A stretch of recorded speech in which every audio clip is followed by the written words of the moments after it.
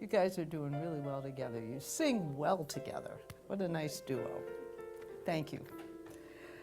All right, now it is time for our message and meditation with Reverend Patricia, who the topic of her talk today is the beauty of becoming, embracing life's budding moments. That's an inspirational message, that's for sure. Okay, thank you, Reverend. Yeah.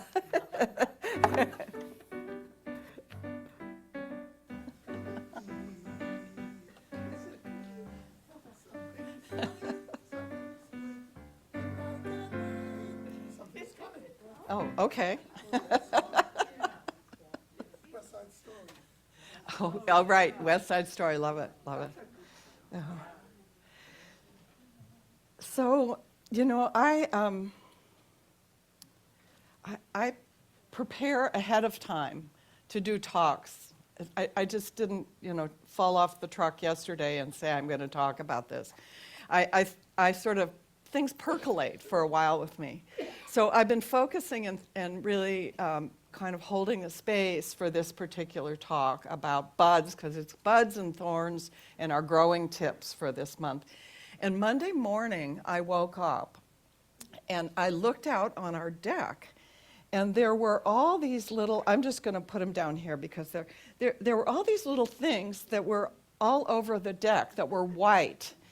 And I thought, what is that? Because we don't have a flowering tree that comes over our house at all. And I went out to look, and they were literally these little hard cases that surrounded the buds on the tree that's way, way, way up high. I really wanted to clip a branch to kind of have an example of the tree, but so it was just this very, very hard outer shell that had protected the bud. And I went, oh, this is great. My talk is on buds. How cool is this? The divine just gave me the little hard casing that's around the buds. Because we might have a little hard casing around our buds. Might we not have a little hard casing? So that was a little divine moment that I really enjoyed. I'd like to focus, and I put this in the bulletin, I think it's on the cover for you, a line from a poet, Anais Nin. And this, what she said was, and the day came when the risk to remain tight in a bud was more painful than the risk it took to blossom. That has always been just kind of an echo in my life. I've held that as a very, very powerful awareness, especially when those desire, as Emily Cady would say, the desire in the heart is coming and we're feeling something, but we're holding it. We've got our little protective shell on. And, it's one of those lines that kind of takes my breath away in a way. It speaks to that moment in our life, because it's really a moment, isn't it? And it happens not just once, but it happens over and over again for us when there's something that's very deep inside of us and we no longer can allow it to stay hidden. We can't just allow it to be hidden inside us anymore. Sometimes it's a pain that we're holding back. And what happens, that pain becomes greater than the fear we have to talk about it, to share it, to let it out. Do you know what I'm talking about here? We've all had this moment. It's a moment. It's literally a moment. And that is the moment that I would call the moment of becoming. And it's a moment that literally is an aspect of the sacred unfolding of our soul. We sang about our soul. It's an unfolding of who we are at a deeper level. And it happens for us over and over in our life. And the beauty of it is, it happens no matter what the season is. It doesn't have to be spring. It doesn't matter how old we are. These moments happen in our experience as our soul journeys over and over again. So I want to bring a story to us from the Bible. And this is a story from Luke, and it's a very short story, and many of you may be aware of this story, but it's very powerful. There was a woman, and as the story goes, there was an issue of blood from her body, and it had been happening for 12 years. And we can presume she'd done everything she could to try to deal with this, but she'd had no result whatsoever. And in that particular culture and that time, when a woman was bleeding like this, she was unclean. So there was a sense for this poor woman for 12 years, a sense of being very isolated, of being very alone. Perhaps a sense of shame was happening within her. And she was almost like invisible in some way. But she had this inner thought. She heard that Jesus was coming to be with the crowds, and she knew that there was something very special about Jesus. And she said to herself, if I could just touch the hem of his garment, I have faith enough to know that I will be healed. If I could just get close enough to touch the hem of his garment, I will be healed. And so she doesn't call out, she doesn't run toward him, she doesn't make a scene about it at all. She's very, very quiet, and she simply reaches and touches with her finger the edge of that possibility, the edge of a possibility of healing for her. And what happens? She's healed. The blood stops. And Jesus felt it. And he said to the disciples, someone touched me. And they said, well, of course people touched you. You were in a crowd. You were being bustled about by people all over. And he said, no, I felt the power go out from me. And at that, the woman who was nearby, she knelt down before him and explained to him that she indeed had touched the hem of his garment and that she'd been healed of this bleeding that had gone on for all these many years. And Jesus said to her, daughter, your faith has made you well. Your faith has made you well. So her faith was what really carried the day for her to be able to take that risk to go in the crowd and touch the hem of his garment. If we kind of look metaphysically at what the story is, because, our unity teachings, we're never just going, okay, it was a story about a lady who was bleeding and she touched the clothes of Jesus and she was healed. It's not that, is it? It's never that in our unity teachings. So if we begin to look at this metaphysically, we can think about this woman as being an aspect of everyone's soul. A soul, we all have in our soul something that we carry, some kind of a quiet, maybe it's like a quiet suffering that we're carrying. Maybe it's a longing that we've had. She could stand, and this aspect of our soul could stand for a part of us that's really kind of weathered long seasons of loss, of grief, of sadness, of carrying something that we have needed to carry because we needed to take care of other people. We needed to tend people in our family. We needed to take care of people who were sick. We needed to put our own needs we need to put someone else's needs before the needs of ourselves. And we all have had those experiences in our life, and this story can, in a sense, represent that aspect of our soul. And at a certain level, that part of us may wonder, is it ever going to be different? Am I ever going to be fully feeling the life energy that I know is mine? And it's interesting looking at Charles Fillmore, because Charles Fillmore as the co-founder of Unity, who's given us so much in terms of understanding the metaphysics of the Bible. Fillmore identifies blood as life. That the blood is the life force. So at some level, what we're talking about here is when there is this long kind of draining of the life force energy in us from that inner disturbance of our consciousness, whether it's a loss, whether it's sadness, whether it's not fully engaging in who we are, that this capacity to regain that life force energy, which is what happened for her when the energy stops leaving the body, all of a sudden her healing happens. And how it happened was not because Jesus gave it to her.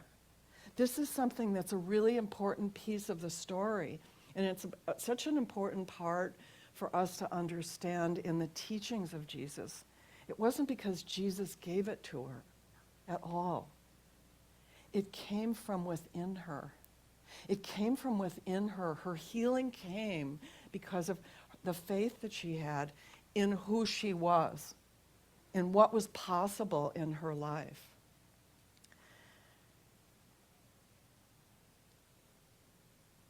This idea of how whatever it is that is happening in us when it's time for that bud to open up, that it doesn't come from outside of us, it comes from inside of us. It's beautifully illustrated in one of the sayings from the Gospel of Thomas. The saying many of you may have heard. It is, if you bring forth what is within you, what you bring forth will save you. If you do not bring forth what is within you, what you do not bring forth will destroy you. Very, very powerful awareness. And I want to just put a little context around the Gospel of Thomas, because we don't often talk about the Gospel of Thomas in our Unity teachings, but the more I kind of been looking at it, the more kind of excited I am to go back to it, because I've looked at it over time. Nobody really, I mean, do we ever really know who wrote these things? We don't really ever know. But what we're told is the Gospel of Thomas, it's not part of the Synoptic Gospels, Matthew, Mark, Luke, and John, that we read in the New Testament. It's a gospel that was apparently discovered in 1945 in the Nag Hammadi papers that were unearthed in Egypt in 1945, so not that long ago. And so 80 years ago. The Gospel of Thomas is said to be written by Thomas Didymos. Thomas Didymos. Now, Thomas, the actual Hebrew word for twin, is Thomas. And Didymos is the Greek word for twin. And we're not talking about the Thomas, the doubting Thomas who wanted to poke holes in Jesus' body. We're talking about a different Thomas. And the story that we're told about this Gospel of Thomas is that this gospel, which is a compilation of basically 100 sayings, it's not so much stories as it is sayings, some reference to some of the stories in the New Testament. But essentially what they're saying is Thomas was a twin of Jesus. Thomas was Jesus' twin. And the interesting thing is, if you read the regular Gospels, with the exception of Luke, but definitely Matthew and Mark, a lot of what we get is Jesus telling his disciples, this is what you need to do this, go pray, eat this, go there. This is not what Thomas is saying at all. Thomas is all about the presence and power of the divine is in you. And as unitics, it's kind of like, well, duh. At some level, I mean, this is the whole teaching that Charles Fillmore and Myrtle Fillmore have given us, is that, the second teaching. The first is there's one presence and one power. The second is that presence and power indwells each one of us. But for most of us, it's a long road to get to the deeper knowing of what that is. And the Gospel of Thomas we can think of as a Gnostic gospel, which Gnosticism is about knowing. Not about intellectual knowing, not about knowing the facts, but more about the knowing we talked about a few weeks ago, spiritual knowing, where it's that inner knowing of like, I just know that. I have an aha, and I have this awareness of what this is. So this particular teaching is coming out of a gospel that's reminding us once again about the truth of who we are, that we're made in the image and likeness of the divine presence. It's a divine gift. And just the whole idea that if we don't bring out those gifts that we've been given, if we don't give those out in the world, that some level, the soul of who we are is destroyed. It's not allowed to live in the fullness of who we are. Very, very powerful teaching. So when we look at this story, it reminds me of kind of a modern friend. Actually, it's a friend of mine who she used to write, and she would write poetry all the time. She just kind of write it in her journal, and she said, "But I'm not a poet. I'm not a poet." But she was always writing. She would even write in her cookbooks and things. Something would come to her, and she'd write, and she'd write, and she'd write. Finally, one day, she was in church, came to church, and we were sharing. It was a writing class or something, and she shared a few of her poems. And a woman who was there said, your poem is just like totally touched my heart. I mean, this is amazing what you have inside you. And she, my friend finally realized it's time that I need to take what's inside me and get it out. It's not just for me. This is a gift that the divine has given me to have this kind of insight. So she began, and she published a book, and she's got a book, and it's out there, and it's a gift. It's a gift. Something had literally bloomed within her. It's important for us to kind of understand in our life, we may not be like the woman who touched the hem of the garment of Jesus. We may not have this kind of long-standing drain of energy because of something that we're holding on to. We may be like my friend who has this inner gift of something what she thought was not significant that the world needs. But to begin to understand that we all have these incredible gifts. And I have to say, it's starting, I've only been here now as I'm part-time minister for a little over 2.5 years now. But it's just starting to happen now that people in the community are starting to say, hey, I can do that. Hey, I can do that. Hey, I can do that. And I think it's a really important thing for us, especially because so many of us no longer are working in regular jobs. We have a different kind of time on our hands. But there are things that are becoming in us, things that are bubbling up in us, maybe things that we've never tried before. I know a couple people in the congregation that have taken up meditation, learning to meditate in a different way. My friend Krista took up painting at 94. There's sometimes these little urges that we have, these desires that are on our heart that we haven't allowed ourselves to get out of our own way, in a sense, and take a risk, literally, become more vulnerable, be willing to share with one step. And it's not about a big show at all. It's just about a letting go and a tiny, maybe just reaching out like she did. Just touch it gently, touch the possibility. This whole experience of the soul, the journey of the soul, a journey of becoming. We're becoming more Christ-like. We're becoming more divine in our inner consciousness. It's not a race, It's a process, an ongoing process for each one of us. Sometimes it's slow, and sometimes there's a long period when we're keeping things hidden. It's like, we're protecting something, not only protecting the gift we've given, but protecting other parts of ourselves where there's fear around stepping out. But just as Anais Nin says, sometimes the pain that we're getting from that fear it's just too much. We have to risk. We can't do that anymore. So I want to invite you. I'd like to invite us to take a little bit of a inner journey to to kind of think about this. And it may be, maybe that you're not a poet, that may not be your thing. But maybe it's about forgiving someone. That can be one of those things that we're holding on to. And part of our becoming is to carry the love in our hearts at a deeper level. It could be speaking your truth in a way that's loving and compassionate to someone that you care deeply about. Or it could be trying something new, even when the world is telling you it's too late.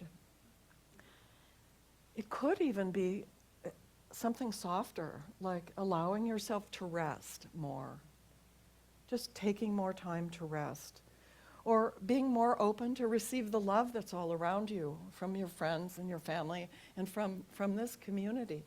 This quality of opening and allowing the bud that is becoming the blossom to happen in your life is a really important part of our spiritual journey.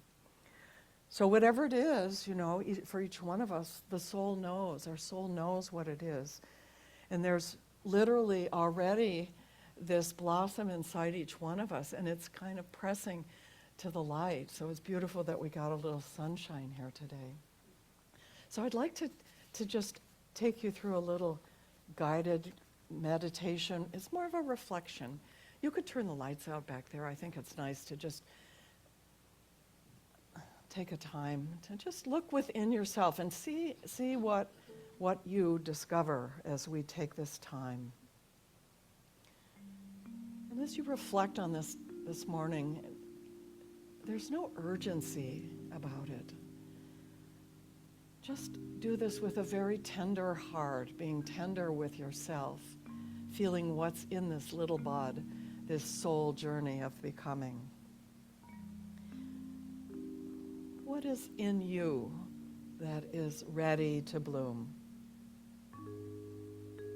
Is there a gift that you have carried for many, many years? And you've carried it quietly, almost hidden inside.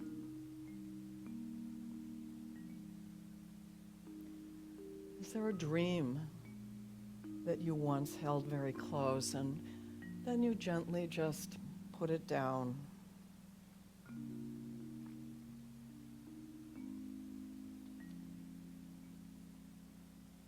Is there a part of yourself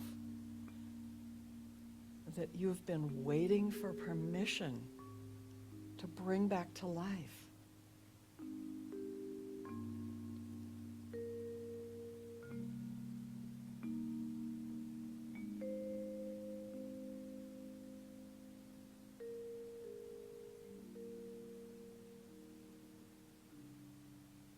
What truth wants to be touched or spoken or shared?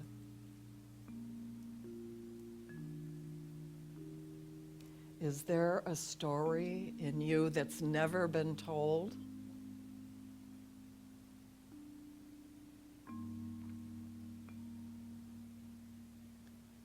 Is there a feeling inside that you have buried very deeply just for the sake of other people's comfort?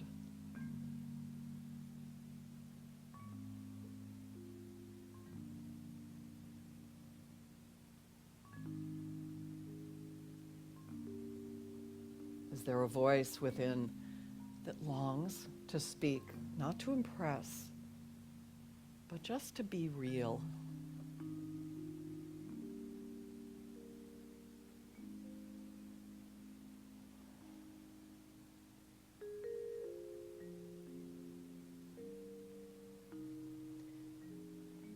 What pain is asking to be healed through your own very quiet courage to risk?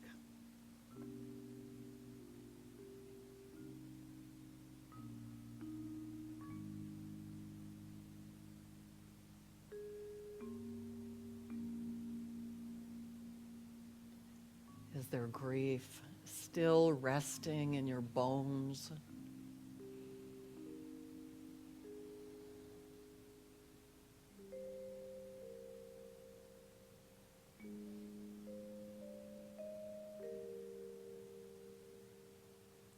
Is there a place where forgiveness might set you free, whether it's forgiveness of another or of yourself.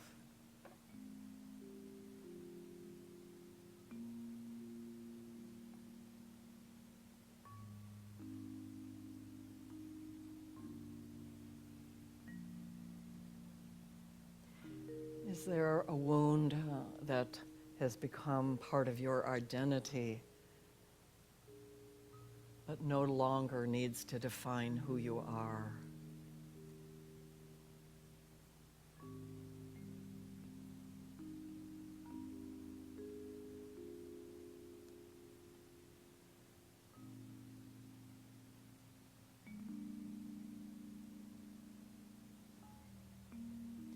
You don't need to have all the answers today.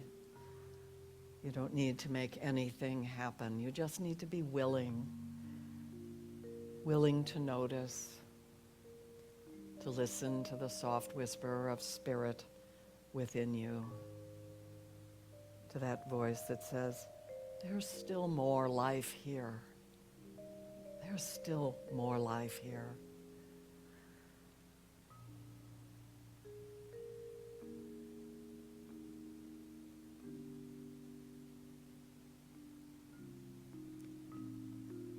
This is the season of life, this wise, this very spacious and unfolding chapter is not the end of our becoming. In fact, it might be the most beautiful blooming of all.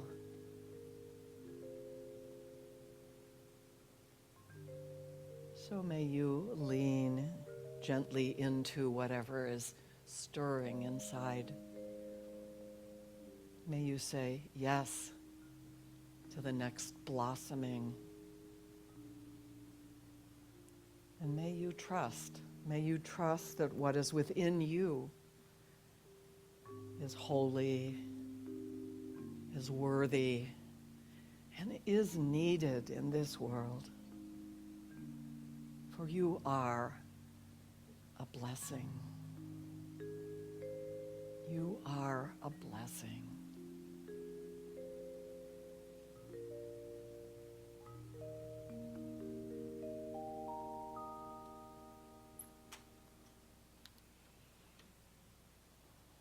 Gently, as you're guided, you can begin to bring your awareness back into your physical body.